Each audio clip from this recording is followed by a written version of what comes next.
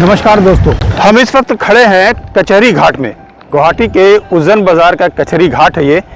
यहीं से हम फेरी से जाएंगे वो सामने उमानंद टापू है। जैसा कि मैंने आपको पहले बताया था कि ब्रह्मपुत्र में पानी के बीचों बीच एक छोटा सा रिवर आइलैंड है, टापू है, जो कि दुनिया का सबसे छोटा रिवर आइलैंड है। उस पहाड़ी के चोटी पर स्थित है उमानंद। तो उमानंद जाने के लिए आपको इस घाट से, जिसे कचहरी घाट कहते हैं, यहाँ से फेरी सर्विस लेना होगा। इस फेरी से हम ब्रह्मपुत्र से क्रॉस करते हुए जाएंगे बीचों बीच उस टापू पर और उसके बाद जाएंगे उमानंदा का दर्शन करेंगे।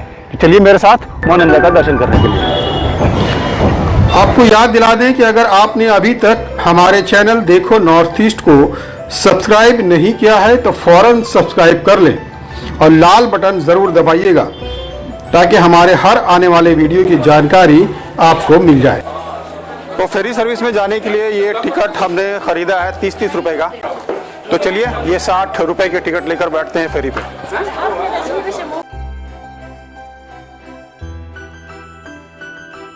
मंदिर तक पहुंचने के लिए सबसे पहले आपको 15 से 20 मिनट तक का यात्रा नौका से तय करनी होगी।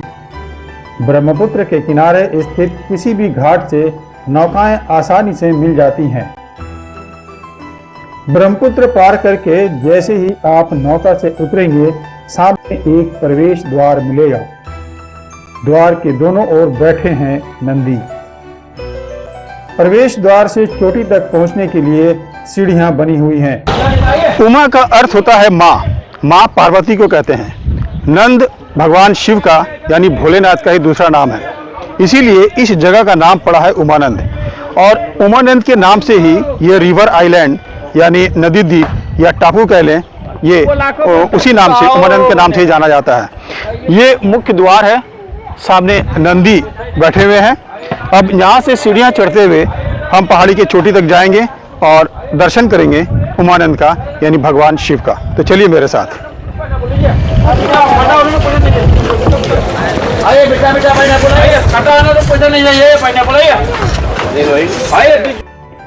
सीढ़ियां चढ़ते हुए जब आप आधी ऊंचाई पार कर लेंगे, तब आपको पूजा सामग्री खरीदने के लिए कुछ दुकानें मिलेंगी और एक छोटा सा होटल, जहां अक्सर लोग सुस्ताने और पानी पीने के बाद आगे बढ़ते हैं।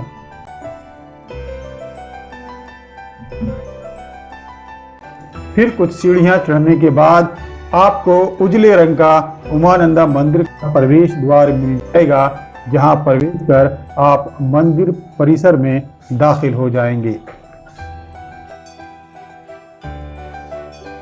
सीढ़ियां चढ़ने के बाद हम यहाँ मुख्य द्वार के पास पहुँचते हैं। मेरे पीछे ये उमानंद का मुख्य द्वार है, जहाँ से हम मंदिर परिसर में दाखिल होंगे। ये भी एक तरह से मंदिर परिसर ही है। यहाँ पर लोग सीढ़ियाँ चढ़ने के बाद आकर सुस्ताते हैं ज़रा, और उसके बाद सामने दुकानें लगी हुई हैं, जहाँ से प्रसाद की सामग्री खरीदते हैं कुछ लोग। जहाँ पर थोड़ी देर आराम करने के बाद फिर कुछ सीढ़ियाँ चढ़ते हुए आगे चले जाते हैं, मंदिर में दाखिल हो जाते हैं और उमानंद का दर्शन करते हैं। चलिए। मंदिर परिसर में दाखिल होते ही दाहिनी ओर गणेश मंदिर मिलता है। भक्त पहले यहाँ माथा टेकने के बाद ही उमानंद मंदिर की ओर बढ़ते हैं। उमानंद का इतिहास आप हमको बताइएगा। उमानंद उमा पार्वती नंद शिव जी। आगे पहले गणेश को दर्शन, बाद में विष्णु, बाद में शिव जी, उमा शिव जी से। तो यहाँ हर रोज कितने लोग आते हैं? हर रोज तो 2-3 हजार लोग आता है। उमानंद मंदिर में दाखिल होते ही मुख्य गर्भगृह से सटे एक बड़े से हॉल के बीचों बीच विराजमान हैं ब्रह्मा और विष्णु। ब्रह्मा और विष्णु की पूजा करने के बाद आगे बढ़ने पर मंदिर का मुख्य गर्भगृह मिलता है, जिसके द्वार के दोनों ओर राधे श्याम लिखा हुआ है और ऊपर कांसे की पत्री पर भगवान शिव की खुली हुई तस्वीर लगी हुई है।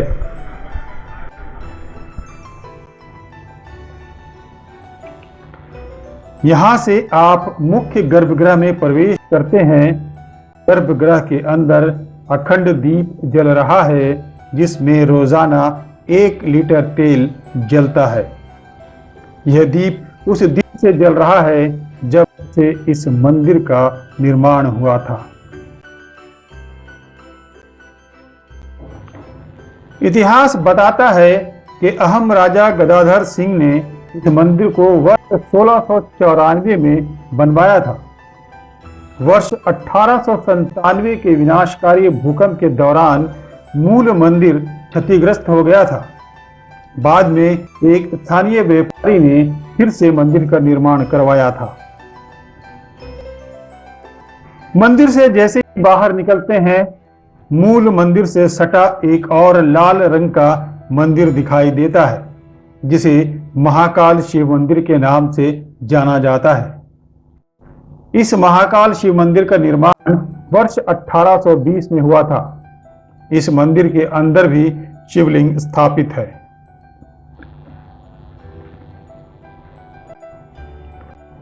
महाकाल मंदिर से सटा हुआ एक और छोटा सा मंदिर है, जिसे बद्रीनाथ मंदिर के नाम से जाना जाता है। यहां भी शिवलिंग स्थापित है।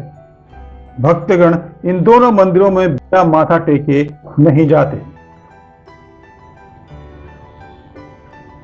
उमा का अर्थ है मां, यानी पार्वती, और आनंद भगवान शिव का ही एक नाम है। इस मंदिर से नीलाचल पहाड़ी भी दिखाई देती है, जहां स्थित है मां कामाख्या देवी का मंदिर। ऐसी मान्यता है कि जब भगवान शिव यहां ध्यान कर रहे थे, तब माता पार्वती नीलाचल पहाड़ी पर उनकी प्रतीक्षा कर रही थी। इसीलिए इस मंदिर का नाम पड़ गया उमानंद। इस मंदिर से भी कई इतिहास जुड़े हैं। मंदिर के पुजारी बताते हैं कि द्वापर युग में गुवाहाटी को प्राग ज्योतिषपुर के नाम से जाना जाता था।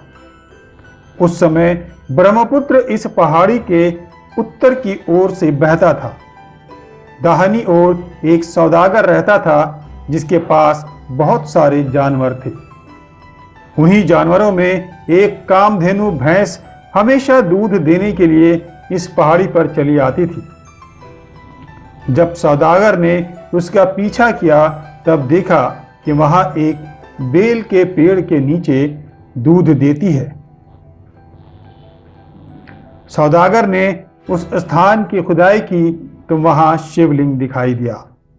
उसी रात सौदागर के सपने में भगवान शिव ने दर्शन दिए और वहां मंदिर बनाने का आदेश दिया।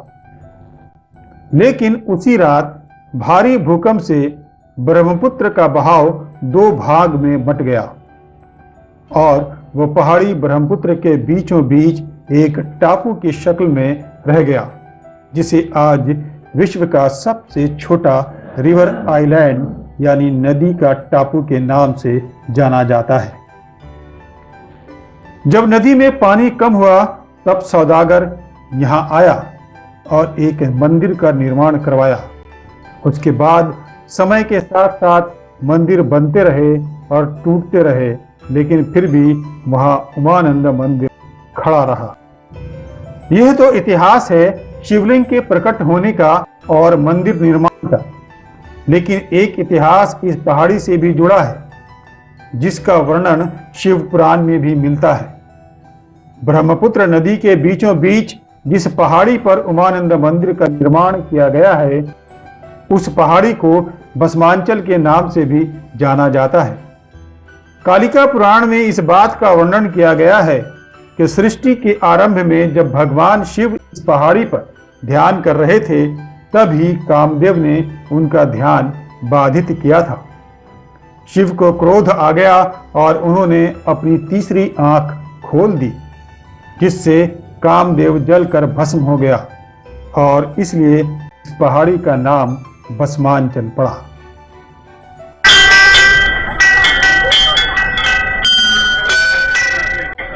इतिहास जो भी रहा हो, लेकिन भक्तों को इस मंदिर में बहुत आस्था है। जो एक बार यहाँ आता है वह बार बार आता है, और जो नहीं आ सका उसे कम से कम एक बार यहाँ आकर बाबा के दर्शन करने के ललक रहती है। कहते हैं कि वर्ष 1694 में जब अहम राजा ने इस मंदिर का निर्माण करवाया था, तब असम में कोई ब्राह्मण परिवार निवास नहीं करता था। इसीलिए उत्तर प्रदेश के कन्नौज से कुछ परिवार आए थे और आज तक उन्हीं की पीढ़ी इस मंदिर का देखरेख करती है। मंदिर का नियम था कि पहाड़ी पर किसी भी पुजारी का परिवार नहीं रहेगा और आज भी इस नियम का पालन किया जाता है। आज भी इस मंदिर में कुल 16 पुजारी हैं और सभी के परिवार यहाँ से 20 किलोमीटर दूर चांदसारी में रहते हैं।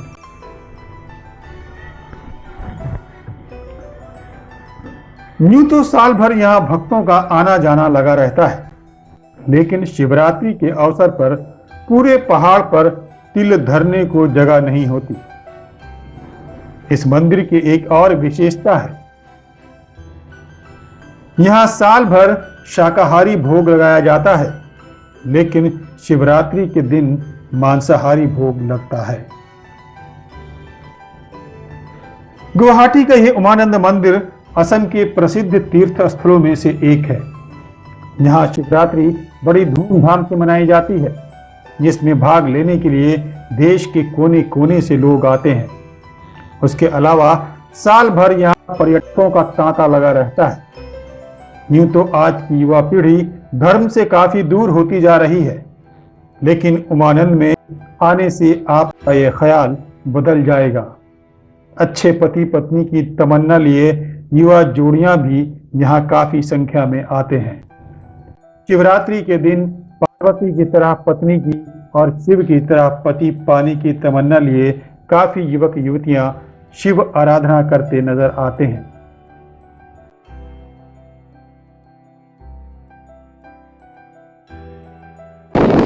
तो लगभग 3-3.5 घंटा इस उमानंद मंदिर में, इस रिवर आइलैंड में बिताने के बाद अब हम शहर की ओर वापस जा रहे हैं। आपको बता दें कि यह उमानंद मंदिर जो है असम के मशहूर तीर्थ स्थलों में से एक है। बड़ी संख्या में यहाँ श्रद्धालु तो आते ही हैं, टूरिस्ट भी बहुत संख्या में यहाँ आते हैं इस मंदिर को देखने के लिए, बाबा का दर्शन करने के लिए। आज की वीडियो में बस इतना ही। उम्मीद है आपको हमारा ये वीडियो ज़रूर पसंद आया होगा।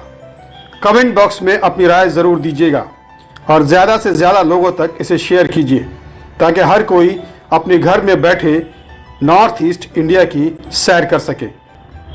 अगले वीडियो में फिर मिलेंगे और चलेंगे कहीं और। तब तक के लिए नमस्कार।